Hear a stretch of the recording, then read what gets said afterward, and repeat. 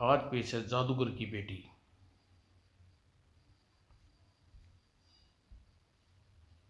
ये कवच चित्र है।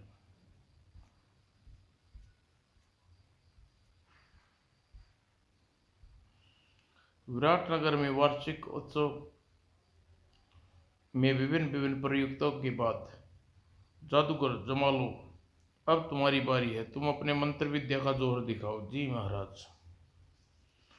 मंच पर पहुंचकर जादूगर जमालो ने अपने झोले से एक डंडा निकाला और उस पर मंत्र पढ़ने के बाद, महाराज मेरे हाथ में यह साधारण सा डंडा है, लेकिन मैं दावा करता हूँ कि आपकी सेना का कोई सूरमा इस डंडे को नहीं उठा सकता। कहने के साथ ही जादूगर ने वह डंडा अपने से निकट ही मंच पर फेंक दिया। तब जादूगर जमालो, मैं तुम्हारे इस डंडे को उठाकर इतनी दूर फेंकूंगा कि तुम्हें ढूंढने से भी नहीं मिलेगा। शाबाश सेनापति वीरासन। लेकिन यह क्या, यह डंडा तो लाए नहीं हिल रहा। हा हा हा, जरा और जोर लगाओ सेनापति। और हार कर सेनापति वीरसेन डंडा छोड़ दिया। हप हप। महाराज सेनापति जी तो यह डंडा उठा न सके। आप अपनी सेना के 20-30 बहादुर सैनिक से कहें कि डंडा उठाकर दूसरी जगह रख दें, ताकि मैं दूसरा खेल दिखा सकूं। फिर महाराज के इशारा पाते ही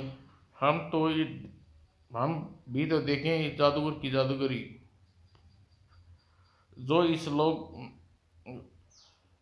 जो अगर हम लोग मिलकर भी डंडे को न उठा सके तो लानत है हम पर। और फिर उप, उप, आह, आह। महाराज ये सैनिक तो ये डंडे को उठा नहीं सके। आप मेरे डंडे का कमाल देखिए। कहने के साथ ही जादूगर ने मन ही मन कोई मंत्र पढ़ा और आश्चर्यजनक, और अगले ही पल आश्चर्यचकित रह गए। वाह वाह जादूगर जमालो, अब तुम कोई ऐसा खेल दिखाओ जो हम सब देखकर हैरत में डाल दें। महाराज का हुक्म सिर आंखों पर। लेकिन ऐसा खेल दिखाने से पहले महाराज मैं जान बख्श चाहता हूँ, क्योंकि हो सकता है महाराज मेरे इस खेल में क्रोधित हो जाएं। शायद जमालो तुम शायद यह नहीं जानते कि हम खेल कूद में सिर्फ आनंद उठाते हैं, खेल कूद में गुस्सा नहीं करते। बेहतर महाराज। और फिर अगले ही पल चमत्कार हुआ। आश्चर्य है, पलक झपकते ही सिंहासन पर जादूगर और जादूगर के स्थान पर महाराज। अरे यह क्या, ए जादूगर, तू मेरे सिंहासन पर क्यों बैठा? तू शायद नहीं जानता कि मुझे यह सब पसंद है, लेकिन यह नहीं। हाँ हाँ, बहुत खूब, तुम कमाल के जादूगर हो जमालो। मैं जादूगर? बको नहीं, जल्दी से मेरे सिंहासन से नीचे उतरो। क्या क्या बकता है तू जादूगर? सुनो प्रजाजनों, यह सब मुझे जादूगर और अपने आप को राजा कह रहा है। हा हा हा। अगले ही पल सेनापति वीरसेन, गिरफ्तार कर लो इसे, और इस गुस्ताखी पर उतर आया है। चलो महारानी, हम चले। एकाकी रानी सुमलता क्रोध से बिखर उठी और बोली, बदतमीज, मेरे हाथ, तेरी यह जरूरत मेरा हाथ पकड़े? और इससे पहले क्रोध में रानी जादूगर जमालो को गाल पर लाल कर देती। तभी ठहरो ठहरो महारानी ठहरो। आप मेरी जादूगरनी में धोखा खाकर महाराज के साथ ऐसी गुस्ताखी न करी। और अगले ही पल राजा के स्थान पर वह खड़ा जादूगर जमालो कह रहा था, दरअसल मैं मंत्र विद्या में महाराज की शकल को अपनी शकल आपस में बदल दी। ओह यह क्या। और फिर जादूगर जमालो ने मंत्र पढ़ा, आश्चर्यजनक। तब राजा ऋतुसेन का छोटा भाई आगे बढ़ा और बोला, वाकई जमालो, तुम्हारा प्रदर्शन बहुत अच्छा रहा। यह रहे मेरी तरफ से 500 स्वर्ण मुद्राएं इस इनाम। और फिर समारोह के समापन पर जादूगर जमालो एक जंगल से होकर अपने गांव की ओर बढ़ रहे थे। तभी अचानक भड़ाक, जादूगर जमालो बेहोश होकर घोड़े से नीचे गिर पड़ा। अगले ही पल, यह बेहोश हो गया है, इसका सामान समेटो और इसलिए चलो। फिर जब उसे होश आया तो उप मैं कहाँ हूँ, मुझे किसने क्यों कैद किया है। अगले ही पल चीखा, कौन है जिसने मुझसे कैद किया है। तभी हत्याकांड की सीढ़ियों में एक नकाबपोश प्रकट हुआ। वो तो तुम्हें होश आ गया जादूगर जमालो, कौन हो तुम, मुझे इस प्रकार बंदी बनाने के पीछे तुम्हारा क्या उद्देश्य है। धीरज रखो जादूगर, तुम यहाँ आने का उद्देश्य बताया जाएगा, लेकिन मैं अभी सुनना चाहता हूँ, तो सुनो। तुम्हें एक मुझे यह मंत्र सिखाओ जिससे दूसरों की शक्ल बदल लेती हो। असंभव, मंत्र विद्या सीखने के लिए मंत्र साधना करनी होगी। तो तुम मेरी शक्ल राजा ऋतुसेन जैसी कर दो ताकि तुम लोगों को राजा समझने लगे, लेकिन मैं ऐसा नहीं करूंगा। ओह, और इनकार करने की सूरत में तुम्हें अपने प्राण के हाथ गंवाने पड़ेंगे। मुझे अपने प्राणों की कति चिंता नहीं है जादूगर, तुम्हें सोने से तोल दूंगा। तो तू नहीं मानेगा। शंका। अगले ही पर यह शाखा है, इसे न तो हाँ के बदलने की कला आती है, न को हाँ में बदलने की कला आती है। फिर नकाबपोश के इशारा पाती ही शाखा भयानक अंदाज में जादूगर की ओर बढ़ा। काश मेरा झोला मेरे पास होता तो इस कबूतर बना देता। और फिर तड़ाक, मैं कहता हूँ अभी भी हाँ कर दे, और बिना मतलब अपनी हड्डियां तोड़वाने पर लगा है। तू चाहे जो कर ले शैतान, लेकिन मैं तो नहीं करूँगा जो तू चाहता है। शाखा मार दे हरामजादे को। और ड्राम। जादूगर मार खाते खाते बेहोश हो गया, लेकिन उसने हाँ नहीं की। कमबख्त बहुत सख्जान है सर। हाँ सरदार, मुझे नहीं लगता यह इस तरीके से अपना काम करवाने के लिए राजी हो जाएगा। फिर क्या किया जाए सरदार, यदि हम इसकी कोई कमजोरी मिल जाए तो हो सकता है ये अपना काम बन जा सकता है। वाह शाका, तुम तो बुद्धि का भी जवाब नहीं। आओ मेरे साथ। थोड़ी देर बाद नकाबपोश के साथियों ने सामने खड़ा कह रहा था, शमशेर और वीरू, तुम दोनों आज ही जादूगर के गांव में जाओगे। उसके परिवार को जादूगर के सबसे ज्यादा स्नेह करता है, उसे उठाकर लाओगे। जी जी सरदार, लेकिन उसे यहीं लाना, और यहाँ लाने की जगह नीली पहाड़ी वाली गुफा में लाना। शमशेर और वीरू जादूगर के गांव पहुंचे। गांव वालों ने पूछताछ करने पर उन्हें पता चला जादूगर के परिवार में सिर्फ एक बेटी है। आह, तो हमारा काम बिल्कुल आसान है। हाँ, जादूगर की बेटी का अपहरण तो हमारे बाएं हाथ का काम। और फिर उस रात गांव सोया हुआ था तो ओह बापू, लेकिन जैसे ही दरवाजा खोला, कौन हो तुम। लड़की, हम कोई भी हों, लेकिन आए तुम्हारा अपहरण करने हैं। अगले ही पल वीरू तेजी से जादूगर की बेटी की ओर बढ़ा। ओह सोनाली, तेरे जैसे कुत्तों से निपटना जानती है। ठहर, तेरी तो तड़ाक। और इसी के साथ वीरू ने शमशेर को सतर्क हो उठे। यह साधारण छोकरी नहीं, आफत की पुड़िया है। इसे काबू करने के लिए हमें सावधानी बरतनी होगी। बोलो तुम कौन हो और मेरा अपहरण क्यों करना चाहते हो, अभी बताते हैं। कहने के साथ ही तड़ाक ढिशू। और फिर तुम दोनों ऐसे नहीं मानोगे। सोनाली ने अलमारी से इंसानी हड्डी का टुकड़ा उठाया और मंत्र पढ़ने लगी। और अगले ही पल, अब बोलो तुम लोग कौन हो और क्यों मेरा अपहरण करना चाहते हो। जो तुम में अभी अपनी जुबान न खोली तो मेरा इशारा पाते ही सांप तुम्हें डंस लेंगे। रुको बताता हूँ। मेरा नाम बीरू और इसका नाम शमशेर है। हम दोनों एक नकाबपोश के कहने पर तुम्हारा अपहरण करने आए हैं। कौन है वह नकाबपोश, यह हम नहीं जानते, लेकिन इतना जरूर जानते हैं इस समय तुम्हारे पिता जमालो की उसकी कैद में है। असंभव, मेरे पिताजी की कैद में करना एक साधारण मनुष्य के लिए असंभव है। मैं सच कह रहा हूँ, जादूगर की बेटी नकाबपोश तुम्हारे पिता से कोई काम कराना चाहता है, लेकिन तुम्हारे पिताजी उसका काम करने से इनकार कर दिया है। तब नकाबपोश ने तुम्हारा अपहरण करने के लिए भेजा है। उसकी पूरी बात सुनकर, ओह तो यह बात है। तुम अब तुम वहां ले चलो, और उस नकाबपोश से मेरे पिता को कैद कर रखा है। नहीं, अगर हम तुम्हें वहां ले गए तो नकाबपोश हमें जिंदा नहीं छोड़ेगा। यदि तुम मुझे वहां न ले गई तो मैं तुम्हें जिंदा नहीं छोड़ूंगी। अगर तुमने हमें मार दिया तो तेरे बाप को जिंदा नहीं बचेगा। क्या मतलब? मतलब यह कि अगर सुबह होने तक हम नकाबपोश को पोस्ट के पास न पहुंचे तो वह समझेगा जरूर कोई गड़बड़ है और वह बिना सोचे समझे तेरे बाप को मार डालेगा। उप, अब मैं क्या करूं? फिर बहुत सोचने विचारने के बाद उसके मन में कोई निर्णय लिया और शुभ शुभ पाया।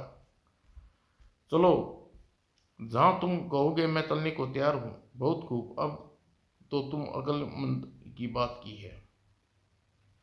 इस तरह जादूगर की बेटी नीली पहाड़ी की गुफा में कैद करने के बाद वीरू और शमशेर नकाबपोश के पास पहुंचे। आओ शमशेर, काम हो गया। जी सरदार, यह जादूगर की बेटी की अंगूठी, इसे जमालो तक पहचान लेगा। बहुत खूब, अब उस जादूगर को मेरा काम करना ही होगा। और अगले ही पल जमालो इस अंगूठी को पहचानता, ये अंगूठी मेरी बेटी सोनाली की है। हाँ, अब तू समझ गया होगा कि तेरी बेटी इस समय मेरे कब्जे में है और यदि तूने मेरी बात न मानने से इनकार किया तो तेरी बेटी के टुकड़े टुकड़े कर दूंगा। नहीं, तू ऐसा नहीं करेगा। मैं तेरा काम करने के लिए तैयार हूँ। हाँ हाँ, तुम मुझे राजा ऋतुसेन का चित्र लाकर दो और तुम्हारी शक्ल राजा ऋतुसेन जैसी कर दूंगा। ऋतुसेन का चित्र कल तक तुम्हें मिल जाएगा।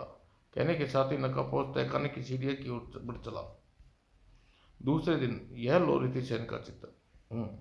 अब मेरे हाथ पैर खोलो ताकि तुम्हारा काम कर सकूं। ओह! नकाबपोश के कहने पर शाका जादूगर के हाथ पैर खोल दिए। मेरा दूल्हा लाखा है, वो सामने पड़ा। सिंह सा सूं फूं।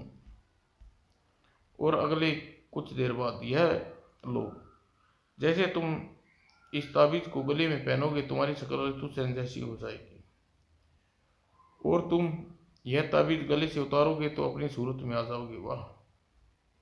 और अगले ही पल नकाबपोश ने गले में ताबीज पहनकर और नकाब उतार दी। वाह सरदार, तुम्हारी शक्ल तो राजा ऋतुसेन से हूबहू मिलती है। अच्छा, आईना तो लाना जरा देखूं। हा हा हा हा, मैं विराट नगर का राजा ऋतुसेन हूँ। तभी तुम्हारा काम मैंने कर दिया, अब तुम मेरी बेटी को आजाद कर दो। हाँ, वाह जमालो, तुमने कमाल के जादूगर हो। तुम्हें पुरस्कार देना चाहता हूँ और पुरस्कार में दूंगा मौत। खचाक! यह आपने क्या किया सरदार? साका, यह राज रहे इसलिए इसे खत्म करना बहुत जरूरी था और अब मैं जा रहा हूँ नीली पहाड़ी पर, क्योंकि जादूगर की बेटी को भी खत्म करना है। थोड़ी देर बाद दबे घोड़े पर सवार होकर नीली पहाड़ी की ओर बढ़ रहा था। जादूगर की बेटी के बाद नंबर राजा ऋतुसेन का है। और कुछ देर बाद, यात्रा के बाद, कहाँ है वह लड़की? अंदर। अंदर फिर जैसे अंदर पहुंचा, वाह कितनी खूबसूरत है। कौन हो तुम? मुझसे क्या चाहते हो? लड़की, आया तो मैं तुम्हें यहाँ मौत बनकर था, लेकिन तू इतनी खूबसूरत है कि तुझे मार नहीं सकता। तुझे अपनी रानी बनाऊंगा। रानी, इसका मतलब कि तू किसी देश का राजा है? हाँ। नकाबपोश ने गले में ताबीज पहनने के बाद चेहरे पर नकाब उतार और बोला, मैं राजा विराट विराट नगर का राजा ऋतुसेन हूँ। मेरे पिताजी कहाँ है? तुम्हारे आदमी ने बताया वह तुम्हारी कैद में है। हाँ, तेरा बाप मेरी कैद में था, लेकिन मैंने उसे दूसरी दुनिया में पहुंचा दिया। क्या? पापी, क्यों मारा तूने उसे? क्या बिगाड़ा था उसने तेरा? वह मेरा एक राज जानता था जो उसकी मौत का कारण बन गया। हत्यारे, मैं तुझे जिंदा नहीं छोड़ूंगी। मैं अपने बापू की मौत का बदला लूंगी। ला खड़ा उठा विराट में, ठाक उठा उठी विराट में। आह, तू कुछ नहीं कर पाएगी लड़की। तुम मुझे कुछ मुझे या तो मेरी रानी बनना होगा या मेरे हाथों मरना होगा। मैं 3 दिन बाद आऊँगा। इसके बाद मैं तुझे रास्ता चुनना है, मुझे बता देना। कहने के साथ ही उसके चेहरे पर नकाब पहना और गले में ताबीज उतार कर वह बाहर की ओर निकल गया। शैतान, तूने मेरे देवता समान बापू की हत्या करके अच्छा नहीं किया। मैं तुझे इसके खून की कीमत चुकानी होगी। और उस रात नकाबपोश खिड़की से राजा ऋतुसेन के कक्ष में दाखिल हुआ। कितनी मस्त गहरी नींद सोया हुआ है। सबसे कुछ देर बाद यह इस पलंग पर मस्ती की नींद सोएगा। और फिर उसने एक हाथ राजा के मुंह पर दबाया, दूसरा राजा ऋतुसेन चीखे और अपनी चेतना खो बैठे। और अगले ही पल खड़ाक, इसे बांध दूं। बांधने के बाद, गुस्ताख कौन है तू, और मुझे इस तरह हरकत का मतलब क्या है? हा हा, लो मुझे पहचानो। जबरसेन, तुम क्या चाहती हो? तुम विराट सेन नगर का राजा सिंहासन। असंभव, विराट नगर की प्रजा तुम्हें राजा के रूप में कतई स्वीकार नहीं करेगी। करेगी, जरूर करेगी। और कहने के साथ ही उसने जादूगर से तैयार की माला गले में पहन ली। अब बोलो भ्राता श्री, विराट नगर की प्रजा मुझे राजा स्वीकार करेगी या नहीं? हाँ हाँ, तुम बोलते क्यों नहीं ऋतुसेन? कमीने, आखिर तूने जता ही दिया, तू मेरे सौतेला भाई है। लेकिन एक बात याद रखना, तू इस बहरूप में प्रजा को धोखा नहीं दे सकता, किंतु रानी सुमलता और राजकुमार अशोकसेन को नहीं। तुम्हारी इसकी फिक्र तुम न करो ऋतु, जल्दी ही राजकुमार और रानी भी यहाँ होंगे। फिर तुम तीनों को एक साथ मौत की घाट उतार कर निश्चित होकर विराट नगर का राज करूंगा। दुष्ट आते के सांप। हाँ हाँ कमीने। और आठासा लगाता हुआ जबरसेन पलटा और अपने गुप्त रास्ते से ऋतुसेन के कक्ष में पहुंचा। हाँ हाँ राजा ऋतुसेन, हाँ हाँ। और फिर कर कर कर कर दूसरे दिन उठते ही सेनापति वीरसेन को उसने बुलाया। सेनापति राजकुमार अभयसेन इन दिनों कर्णपुर अपने मामा के यहाँ गए हैं, उसे तुरंत ही बुलाया जाए। जी महाराज। और फिर सेनापति के जाने के बाद अब मुझे राज दरबार के लिए तैयार हो जाना चाहिए। वह राज दरबार में पहुंचा। राजा ऋतुसेन जिंदाबाद, महाराज की जय हो। फिर दरबार में कार्य शुरू हुआ। महाराज, इस वर्ष फसल कुछ कमजोर हुई है, किसान लोग कर में छूट चाहते हैं। ठीक है महामंत्री, इस वर्ष किसानों का आधा कर दिया जाए। यह सुनते ही प्रजा में जय जयकार हो उठी। मैंने वही निर्णय लिया जो इस मौके पर ऋतुसेन लेता। ऐसा इसलिए किया कि प्रजा या मंत्री को मुझ पर कभी किसी प्रकार भी संदेह न हो। राजा ऋतुसेन जिंदाबाद। उधर कर्णपुर में जब राजकुमार अभयसेन को राजा ऋतुसेन के संदेश मिला तो वह अपने मामा का देवघर से आज्ञा लेकर तुरंत ही संदेशवाहक सैनिक के साथ विराटनगर की ओर चल पड़ा। न जाने पिताजी इस समय मुझे क्यों बुलाया है। और फिर एकाक जंगल में होकर गुजर रहे थे कि एकाक साए साए साए, और अगले ही पल तूफान के साथ बारिश भी शुरू हो गई। ऊपर अब क्या किया जाए। तभी राजकुमार का घोड़ा एकाएक बेकाबू हो गया और भागा। और जल्दी ही सब इस बेकाबू हो चुके घोड़े को छोड़ना होगा, वरना हो सकता है यह मुझे लेकर किसी खाई में छलांग लगा दे। और फिर राजकुमार ने किसी तरह घोड़े को रोक पाने में सफल न हुआ तो कूद गए पड़ा।